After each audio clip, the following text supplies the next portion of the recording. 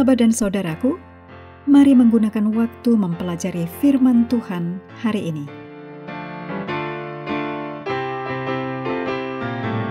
Hari Senin, tanggal 2 Juni, judulnya Penginjilan Nuh.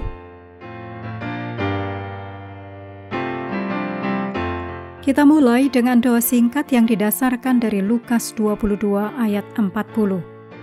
Berdoalah supaya kamu jangan jatuh ke dalam pencobaan. Amin.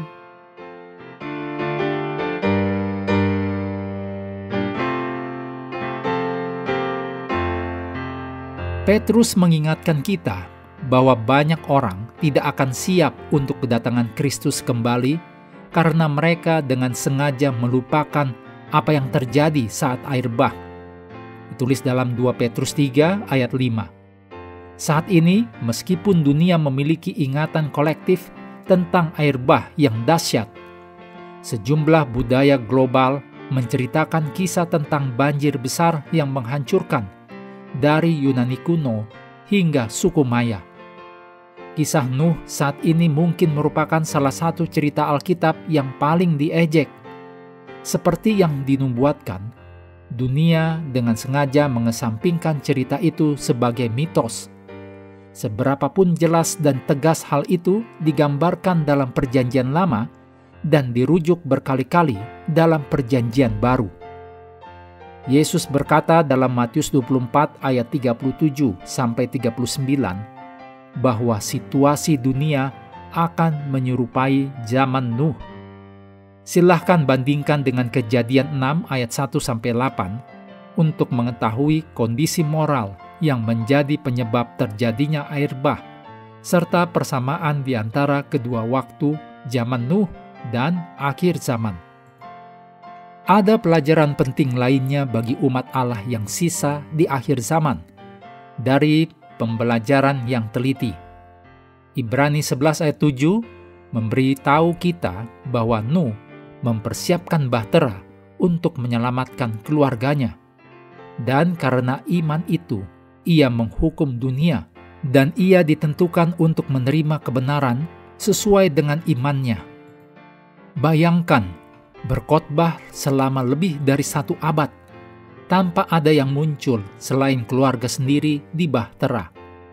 Jika Nuh adalah seorang penginjil modern, kita mungkin tergoda untuk menganggap dia gagal, karena berkhotbah selama beberapa dekade dan apa yang tampak adalah tidak ada hasil.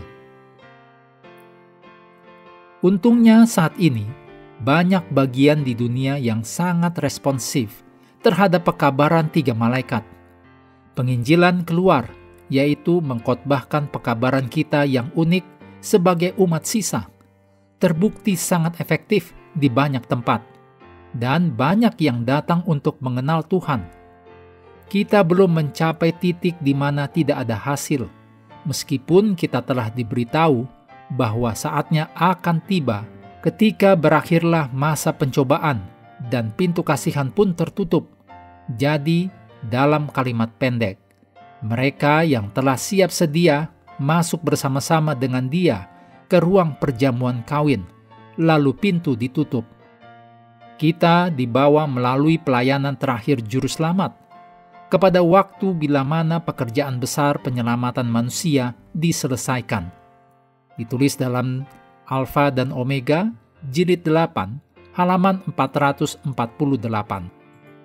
Sampai saat itu tiba, kita memiliki pekerjaan yang harus dilakukan sebagai gereja. Kita perlu belajar untuk tidak berkecil hati jika upaya penginjilan pribadi kita tampaknya tidak membuahkan banyak hasil untuk saat ini. Bahkan, kita harus melanjutkan upaya kita seperti yang dituliskan dalam Yohanes 4 ayat 37.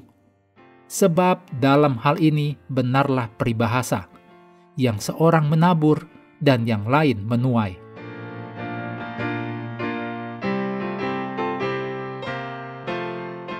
Mengakhiri pelajaran hari ini, mari kembali ke ayat inti. 1 Korintus 10 ayat 11 dan 12. Semuanya ini telah menimpa mereka sebagai contoh dan dituliskan untuk menjadi peringatan bagi kita yang hidup pada waktu di mana zaman akhir telah tiba. Sebab itu, siapa yang menyangka bahwa ia teguh berdiri, hati-hatilah supaya ia jangan jatuh. Sahabat juga perlu melengkapi waktu untuk bersekutu dengan Tuhan setiap hari dengan bacaan Alkitab sedunia. Percayalah kepada nabi-nabinya yang melanjutkan dari Kejadian pasal 47. Tuhan memberkati kita semua.